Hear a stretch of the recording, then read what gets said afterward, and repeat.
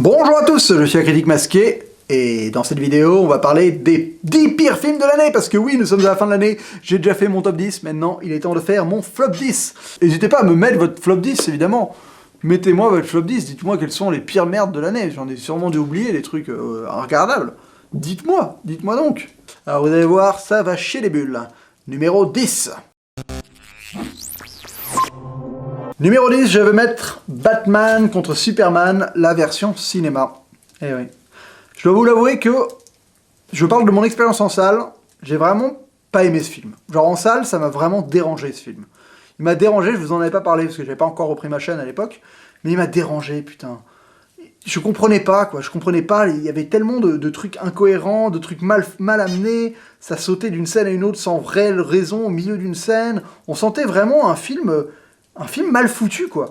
En plus de nous présenter un Batman avec lequel j'ai pas du tout adhéré, et bon, ça, il m'a fallu un deuxième visionnage pour réussir à apprécier le truc, le film, mais c'est vrai que dans le premier visionnage, tu peux pas me présenter un Batman comme ça, qui bute des gens sans raison, tout ça, et pas me l'amener, pas me le construire, et dans la version cinéma, il est pas construit, ce Batman, tu vois, il est pas construit, et moi, j'étais resté sur le Batman de Nolan, au cinéma, qui est un mec qui a des valeurs, qui a des règles, qui a une règle, c'est pas buter, mais là, c'était quoi, le mec, il trahissait tout le monde, il shootait partout. Bon, et il y a Wonder Woman qui arrive un peu comme un cheveu sur la soupe, alors elle est classe pendant les dernières minutes, mais franchement, tout le film, elle sert à rien. T'as cette présentation de la Justice League qui est juste, mais pitoyable, et t'as cette espèce de séquence de rêve aussi, là, avec double rêve dans le rêve, avec retour dans le temps, du futur Flash qui vient dire un truc à Bruce Wayne, enfin... Oh, laisse tomber, c'était tellement mal foutu, que franchement, j'en étais super déçu. Et donc, voilà, c'est plus des top déceptions, hein, les 10, que des vrais bouses. Enfin, il y a aussi des merdes, mais il y a pas mal de films qui m'avaient déçu. Et ce film m'avait vraiment déçu. Et je suis très heureux parce que la version Extended Cut est beaucoup mieux. Le deuxième visionnage s'est beaucoup mieux passé. J'ai vraiment apprécié le film parce que voilà, ils expliquent les choses, ils prennent leur temps pour expliquer les trucs, pour avoir des vraies séquences, des vraies scènes. Et ça change tout, quoi. Et donc tu te demandes pourquoi cette scène, enfin pourquoi c'est pas cette version-là qui est sortie au cinéma, quoi. Parce que oui, elle sauve le film est mieux, le film est vraiment amélioré. Alors qu'avant, c'était vraiment de piètre qualité. C'était une vraie proposition, donc ça, je peux pas lui enlever. C'était pas formaté comme les Marvel, ok, mais c'était mal foutu, quoi. Là, avec la version Extended Cut, ça devient un peu un mieux film. Un peu un meilleur film. Je vais aller remettre du bois.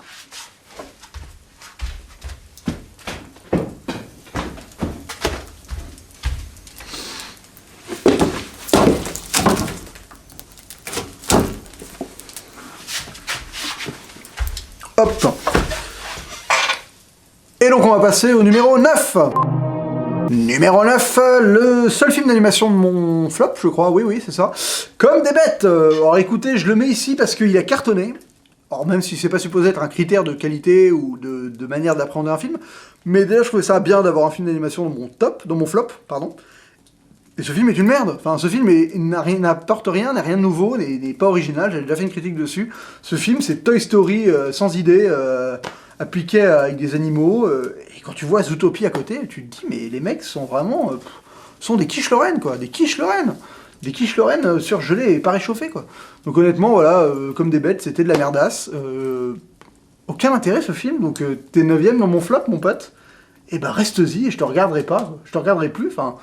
Burke, voilà, il y a pire, hein. Je pense en 2017, il y a Tous en scène, qui a l'air de bien taper dans le mauvais, là. Ah bon, on verra bien. On va passer au numéro 8.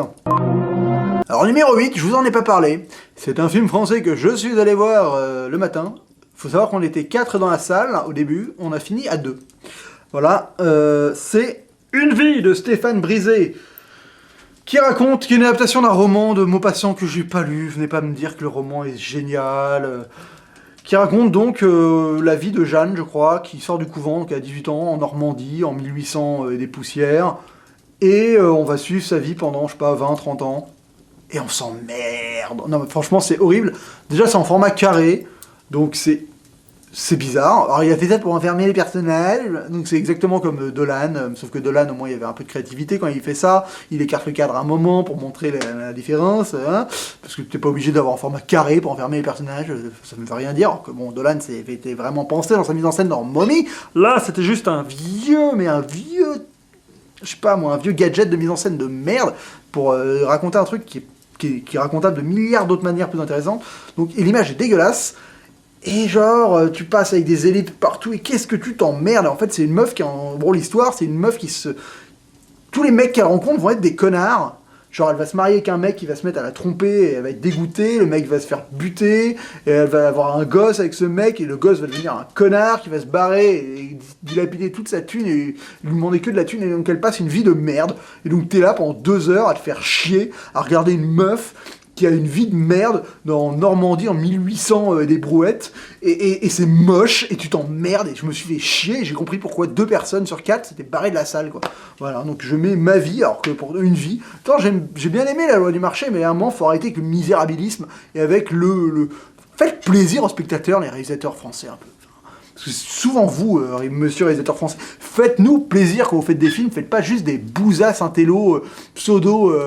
réfléchi pour essayer de nous faire exprimer des choses avec votre caméra de merde que vous savez pas manipuler. Faites-nous des films pour nous faire un peu kiffer. Bon là, ok, c'était pas forcément le but, mais c'est nul. Ça m'a fait vraiment chier. Et en plus, wow, voilà, il y a tout un propos sur le féminisme, parce qu'en 1800, on nous montre exactement ce que ça devait être la vie d'une femme, et c'était de la merde. Bah oui, mais je m'en foutais. Enfin, franchement, je m'en foutais de savoir tout ça. Voilà, écoutez, on va passer au numéro 7. Alors, numéro 7, c'est un autre film français que j'ai moins aimé. Alors, j'ai été... En fait, pareil, c'est Victoria. J'ai déjà fait une critique dessus, je vais pas plus le défoncer que ça. C'est juste que les gens aiment beaucoup, il y a moyen qu'il gagne des Césars, il y a moyen qu'il soit... Vous allez voir, il va faire mal, à mon avis. Et je le mets dans mon flop parce qu'honnêtement, c'est un peu comme du Nocturama dans le principe. Non, c'est pas du tout comme du Nocturama, mais je trouve que déjà, le film est pas bon, quoi. Enfin, le film est pas intéressant, et il essaye pas... Il prend pas beaucoup de risques. Il présente une histoire lambda d'une meuf... Voilà, une avocate à 2 doigts de la crise de nerfs, mais enfin, l'histoire m'a pas intéressé pour un sou. Je vais pas être plus méchant que ça. Et en plus, il y a juste une petite incohérence que je voudrais définir rapidement avec vous. Il y a tout un côté où la meuf, elle s'occupe pas de ses enfants parce qu'elle a pas le temps, parce qu'elle bosse trop. Et tu sens que, en fait, c'est un peu ça le problème, parce qu'elle bosse tellement qu'elle a pas le temps de joindre les deux bouts entre sa vie de famille et son boulot. Ok. Mais le moment où elle perd son boulot pendant 6 mois, la meuf, elle en profite pas. Genre, en fait, ça ne change rien à sa vie, quoi. La meuf, elle a des gamins, elle s'en branle d'avoir des gamins, en fait. Et donc cette espèce de propos qu'ils essaient de nous parler au début, du fait que c'est sous prétexte que c'est beau, en fait, non, c'est juste que la meuf, la réal a décidé que la meuf ne s'intéresserait pas à sa vie de famille, elle s'en branle, en fait. Et c'est pas bien amené, ça, bref. Voilà, donc Victoria, je vais le mettre en numéro 7, j'ai pas envie de me justifier plus que ça. Ça m'a fait yesh, et j'ai trouvé ça décevant, et surtout, ce qui m'a énervé, c'est que les gens le kiffent grave, quoi. Voilà. On va passer au numéro 6. Alors le numéro 6, j'ai pas osé en parler à l'époque, parce que j'avais pas envie de le défoncer et de tirer sur une ambulance, parce que ça me faisait chier de défoncer un film comme ça, mais à la fois, maintenant que je vais en parler, je ne peux pas faire autrement que le défoncer, parce que ça m'a pas plu. C'est Virtual Revolution. Donc c'est un film de SF français, mais tourné en anglais, qui se passe à Paris, dans le futur. Et grosso merdo, l'histoire, c'est qu'il y a des... T'as un jeu vidéo qui cartonne sa race, où tu te connectes, un peu comme dans Matrix ou comme dans Avalon, et tu peux jouer, et voilà. Et t'as en fait un virus qui se met à tuer des gens qui sont connectés à cette machine, et t'as un flic, enfin un détective privé qui est engagé par une multinationale pour pour découvrir qu'est-ce que c'est que ce virus. Donc c'est un film de SF d'anticipation futuriste, et c'est cheap. Mais c'est cheap, et le problème c'est que c'est cheap, mais pas forcément dans le visuel du cheapos, dans les effets spéciaux, tout ça. C'est un peu cheapos dans les bastons, dans les trucs, c'est cheapos dans plein de trucs, mais pas forcément dans les effets spéciaux et le futur. C'est cheapos, mais dans l'histoire surtout, qu'est-ce que c'est relou, quoi. C'est que des gens qui blablatent dans des pièces, qui parlent, et tu sens que l'univers, il est fait pour être SF, mais il est pas pensé, tu vois. Enfin, c'est genre... C'est pas incarné, y a rien, l'histoire, c'est juste des gens qui parlent dans des pièces et qui enchaînent des séquences comme ça, t'as pas de vie. Et quand ils essaient de t'en mettre, ils y arrivent pas, quoi. Et ça me désole de voir ça chez nous. Enfin, parce que ça a l'auréole d'être un film français, soi-disant. C'est pas original, l'histoire, tu l'as déjà vu des milliers de fois sur les mondes virtuels où tu te connectes et machin, poète. La fin est pourrie, la fin est cheap de chez cheap. Là, pour le coup, ça pue le cheap. Et puis il y a des combats au début en mode médiéval qui sont nazes aussi, où tu vois les costumes en carton-pâte, enfin pas du tout patinés, tu sens qu'il n'y a pas du... Mais après c'est un jeu vidéo donc ça peut s'expliquer. Il y a une utilisation des Estas qui est intéressante, c'est à peu près le seul moyen qu'il a de reconstituer les trucs, c'est de te mettre un plan d'une ville futuriste, après tu es enfermé dans un bâtiment avec des gens qui se parlent. C'est grosso modo tout ce qui se passe, et il y a surtout un truc, c'est un détail de merde, mais ça, pour moi c'est symptomatique du film. Et à un moment, il est chez son pote qui est genre un hacker, et son pote il a des écrans, donc c'est genre des écrans en verre, un peu comme avec des choses qui se passent dessus. Et si tu fais gaffe à l'animation qui est dessus, C'est genre 3 trucs, genre des espèces de diagrammes qui vont monter et descendre comme ça. Après, ça va être genre des cercles qui vont genre se tourner autour de l'autre. Et après, des textes comme ça qui s'affichent en mode hacker. Et t'as ça genre sur 4 écrans. Et c'est ça genre en boucle pendant toute la séquence. Et ça se répète pendant... C'est pas crédible, mec. Ça veut... Là, on sent le mec qui a juste mis une animation de merde sur son écran en boucle. Qui a pas de sens. Le mec, pourquoi il aurait des diagrammes qui apparaissent comme ça toutes les 25 secondes, qui réapparaissent les mêmes diagrammes. C'est genre, ouais, on va mettre un truc futuriste sur l'écran, vas-y, mets des animations, mets des barres qui se lèvent, voilà, tu sens qu'il n'y a aucune réflexion et que l'univers n'est pas incarné pour un sou. Et ça me désole de voir ça chez nous. On va passer au numéro 5. Alors, numéro 5, je l'ai pas vu au cinéma, normalement, je mets pas de films que j'ai pas vu au cinéma, j'essaie de faire en sorte de les voir dans les bonnes conditions, mais celui-là, je l'ai rattrapé, honnêtement, quelle déception. Miss Peregrine, le Tim Burton et les enfants particuliers, c'est pas une merde, c'est pas horrible, mais franchement, ce film a beaucoup trop d'incohérences pour être un bon film. Je vous invite à écouter la critique de Durandal, parce qu'il en fait une plutôt bien et pertinente dessus. Oui, ce film n'a pas de sens. Enfin, voilà, je suis désolé, tu me fais un film d'aventure un peu avec des trucs... Déjà, c'est pas intéressant. L'histoire, elle a 2 balles 5. Les personnages sont pourris, les pouvoirs des gens, et les 3 quarts, tu peux les enlever, ça servent à rien. Il y en a, c'est même pas des... Donc l'histoire, c'est un gamin que son grand-père il crée, il va sur les traces de son grand-père, il découvre qu'en fait, il découvre une maison avec des enfants particuliers dedans, enfin tout un truc. Et il y a plein d'incohérences, histoire de... Lui, il peut voir les méchants, et une meuf, il tire, à un moment, au début, elle se retourne, elle tire sur les méchants, mais elle n'est pas supposée le voir, mais elle tire comme si elle l'avait vu. Et après, t'as Samuel Jackson qui joue un méchant, et genre, t'as des moments où il est là, il peut tuer les gens 10 000 fois, il le fait pas. Tu comprends pourquoi il les tue pas, les gens, et tu te dis, mais pourquoi tu les tues pas? Je comprends pas, mec. Le héros, c'est un boulet, il a une arbalète, il arrive à tirer sur rien du tout, il met 2 heures à tirer. Enfin, franchement, ce film m'a fait de la peine pour Burton, parce que voilà, les gens disent, ouais, c'est un peu son retour au truc. Non, les gars, non, il est pas incarné, ce film, il est pas pensé, la fin, elle est nulle, là, avec ce combat sur une fête foraine qui est minable. Enfin, c'est vraiment, ça fait de la peine sévère, et franchement... c'est un film mais grotesque, quoi. Grotesque et décevant, il y avait moyen de faire... j'imagine qu'il y avait moyen de faire mieux, et Burton m'a vraiment fait... m'a déçu. M'a déçu grandement. Voilà. On va passer au numéro 4. Alors le numéro 4, c'est Indépendance des deux. Alors voilà, c'est juste que c'est dans la mouvance de vouloir réchauffer un truc 10 ans après. Bah c'est nul. Voilà, j'ai pas grand chose à dire. Roland Emmerich, il a pas réussi son pari ce coup-ci. Il nous a sorti un film impersonnel où tu t'en fous des personnages. Il arrive à c'est un film de destruction où il peut t'anéantir à moitié d'un continent en 3 secondes et t'en as rien à foutre. Il n'y a aucun impact sur ce qui se passe dans le film. Donc voilà, à part 5 minutes de délire SF futuriste au début, les personnages c'est des archétypes clichés, mais pas le bon archétype cliché, quoi. L'archétype cliché pas cool, ou qui te fait de la peine, mal interprété. C'est nul. Voilà, donc j'ai déjà défoncé ma critique, je trouve ça, voilà, ça m'a vraiment, c'est de la merdasse. On va passer au numéro 3. Alors le numéro 3, j'ai hésité à le mettre en numéro 1, mais bon allez. Suicide Squad. Pour moi c'est vraiment... C'est le plus gros gâchis de l'année. Voilà, c'est le plus gros gâchis parce qu'il y avait tellement moyen de faire un truc sympa, un truc cool, un truc un peu couillu clitoridien. Et ils en ont fait une espèce de merde difforme, qui ressemble à rien, qui a une structure de merde, une structure mais tout pourri, avec des enjeux mais ridicules. Et je l'ai re-regardé en version longue, et la version longue elle apporte rien, elle apporte juste des discussions avec Harley Quinn qui se balade entre les membres pour leur faire des blagues, et c'est nul, et l'intrigue est nulle, les personnages sont nuls, et c'est pas logique, quoi. C'est pas logique, c'est pas une mission suicide quand on voit l'armée avec eux, c'est pas une mission... Pourquoi l'enchanteresse, pourquoi elle se délivre à ce moment-là, au moment où tu montes ton truc, t'as le pipeau à ça qui se passe, c'est mal foutu, putain. Avec ce truc du machin qui veut détruire la planète entière. Et la fin qui a un climax à la Inception de merde, enfin, franchement. Et le Joker qui sait tout, qui a des... Vous regardez le film et regardez l'assistant du Joker. Le mec qui est là, le mec c'est l'homme qui arrive pour dénouer les intrigues. Alors, tel Joker, il arrive, fait oui bonjour, on a retrouvé Harley Quinn, elle est dans une prison super secrète. Ah ok merci mec. Oui bonjour, on a trouvé le scientifique qui a fait les puces que Harley Quinn a dans son corps. Voilà, donc on l'a, si tu veux, tu peux aller lui parler, ok merci. Oui, on a retrouvé le garde de la cellule d'Harley Quinn, mais mec, enfin... Oui, on sait quel hélicoptère va arriver à quelle heure, le mec, genre le Joker, il débarque toujours au bon moment, il a toujours les bonnes infos, enfin... par ce personnage-là qui est genre un acolyte, c'est ridicule, c'est minable. C'est minable. Franchement, en termes de dramaturgie, c'est du mais bas de gamme de chez bas de gamme, quoi. Donc Suicide Squad, écoutez, et les designs des méchants, enfin tout ça. Ce film est une merde. C'est dommage, parce qu'il y avait tellement moyen de faire mieux. Et c'est juste... il y a deux trucs cool, quoi. Il y a Will Smith qui tire sur des cibles en métal, là, et Will Smith qui tire sur des hommes caca, quoi. C'est les deux trucs cool du film. Le reste, c'est vraiment acheté Killer Croc. Qu'est-ce qu'il est minable dans ce film. Enfin... Allez, on passe au numéro 2. Numéro 2, j'en ai pas parlé non plus, mais c'est évidemment la plus grosse merde française de l'année. C'est Les Visiteurs 3, quoi. Qu'est-ce que c'est que cette merde? C'est horrible.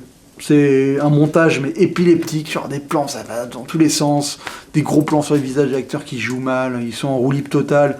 Il n'y a pas d'histoire, quoi. Il n'y a pas d'histoire. J'essaie de le résumer, je ne peux pas. Je comprends même plus c'était quoi l'histoire. Il n'y a rien. Ce film est nul, il n'y a pas d'intrigue, ils n'ont pas trouvé... Alors, pourquoi tu fais Les Visiteurs 3, 20 ans après, si t'as pas d'idée, si t'as pas de scénario, tu le fais pas le film. Oui, là, ok, c'est vraiment pour les raisons de pognon, vous l'avez. Il n'y a pas d'idée, il n'y a pas de scénario, il n'y a pas de concept, t'as rien. Tu n'as rien. C'est horrible. En plus, tu nous fais un film d'époque qui se finit par un huis clos dans un hôtel particulier, enfin dans un immeuble parisien. Les gars, vous avez un peu de thunes pour le faire. Quand tu vois que pour moins, il y a les mecs au Japon qui ont réussi à faire Shin Godzilla, pour moins de thunes que Les Visiteurs 3, mais t'éclates de rire. Shin Godzilla, il y a Godzilla qui détruit Tokyo. Et genre, c'est bien fait, t'es pris au trip. Et là t'as un immeuble. Les Visiteurs, t'as un immeuble et un château vide, avec des gens en costume de merde. Ah là là, mais la catastrophe ce film, mais la catastrophe. C'est pas drôle. Et les nuits américaines, bordel, les nuits américaines, vous avez pas eu assez de thunes pour vous acheter de l'éclairage? Vous êtes obligé de nous faire des nuits américaines, mais genre les plus moches qui soient. Genre le truc bleu, mais dégueulasse. Les nuits américaines, c'est quand ils tournent de jour avec un filtre bleu pour faire croire que c'est la nuit. À vomir. Visiteurs 3. J'avais un pote qui jouait dedans, il fallait pour lui. Il est pas drôle. Il m'avait dit que la scène était drôle, elle était pas drôle. Il y avait rien de drôle. Et lui, après, il m'a dit, mais oui, c'était pas drôle. Putain, je pensais que ce serait drôle. En fait, c'était pas drôle, c'était nul. Ah, qu'est-ce qu'il en a fait de cette merde? C'est ce qu'il m'a dit. Parce qu'il le réal, apparemment, sur le plateau, il avait des trucs bien. Mais le film est horrible. Le montage est horrible, l'histoire est nulle, les comédiens sont bof. Vu qu'il n'y a pas d'histoire, il n'y a pas de personnage, il n'y a rien. Allez, achetez. Achetez Les Visiteurs 3, franchement, et plus jamais ce genre de film, s'il vous plaît. Plus jamais arrêtez avec vos suites sans idée, quoi. Si vous refaites un truc, un 2 ou un 3, c'est parce que vous avez une idée. C'est pas juste parce que vous trouvez ça... Voilà, au final, ça fait quoi? Ça fait 3 millions d'entrées encore. Bah, mais les gars, j'y suis allé parce que j'aurais pas dû y aller, quoi. J'aurais dû boycotter, évidemment. Faut boycotter ce genre de film, franchement. Faut pas y aller. Faut leur donner une leçon. Enfin, leur dire qu'ils nous sortent des merdes comme ça. Faut qu'ils arrêtent. Faut leur dire, on veut plus de vos grosses daubes. Si vous nous faites une suite, c'est comme James Cameron, c'est parce que vous avez une bonne idée. Mais je veux plus de vos daubes.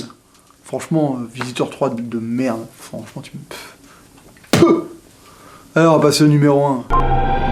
Numéro 1. En fait, j'aurais dû foutre Les Visiteurs en numéro 1 parce que c'est vraiment celui qui m'énerve le plus. Mais on va dire Jack Reacher 2. Pareil. Pourquoi faire une suite aussi mauvaise? C'est juste que c'est le film vraiment... J'aurais dû mettre Les Visiteurs 3 parce que j'ai déjà défoncé celui-là en critique en plus. Donc voilà, Jack Reacher, c'est de la merde. C'est pire qu'un mauvais épisode d'une mauvaise série télé. Écoutez, je peux rien vous dire à part que c'est de la grosse daube. Voilà, c'est tout. Regardez ma critique dessus. C'était nul. Voilà. Donc voilà, c'était ça mon flop 10. Rien de spécial, hein. Il y a 2-3 navets. J'aurais pu mettre Iris aussi, j'ai hésité à mettre Iris dedans, mais je l'ai déjà tellement défoncé dans ma critique. Et franchement, c'était pas si pire. Enfin, par rapport à tout ce que je viens de citer, ça allait, quoi. Voilà. Donc voilà, écoutez, c'est tout pour cette vidéo. J'en profite pour vous souhaiter une bonne année. Une joyeuse fête, tout ça. N'oubliez pas, n'hésitez pas à vous abonner, à parler de la chaîne autour de vous. Je suis très heureux de kiffer ma race avec vous, de défoncer des films comme ça dans mon flop, d'être insultant vis-à-vis de gens qui ont mis une année à faire un film, et moi, là, tranquillement, devant ma cheminée, à dire que c'est de la grosse daube. Ah là là, quelle position agréable. Ouais. Enfin, moi, je gagne pas d'argent en le faisant. Alors qu'eux, ils se sont fait des couilles en or avec Les Visiteurs 3, par exemple. Enfin, pas les couilles en or, mais ils se sont fait du blé, putain. C'est une honte. C'est honteux. Bref. Écoutez, c'est tout pour cette vidéo. Merci beaucoup de l'avoir regardé. N'hésitez pas à me mettre votre flop 10, évidemment. Mettez-moi votre flop 10. Dites-moi quelles sont les pires merdes de l'année. J'en ai sûrement dû oublier, des trucs regardables. Dites-moi donc. Voilà, et sur ce, je vous souhaite une excellente fin d'année. Et d'ici la prochaine vidéo, bonne toile!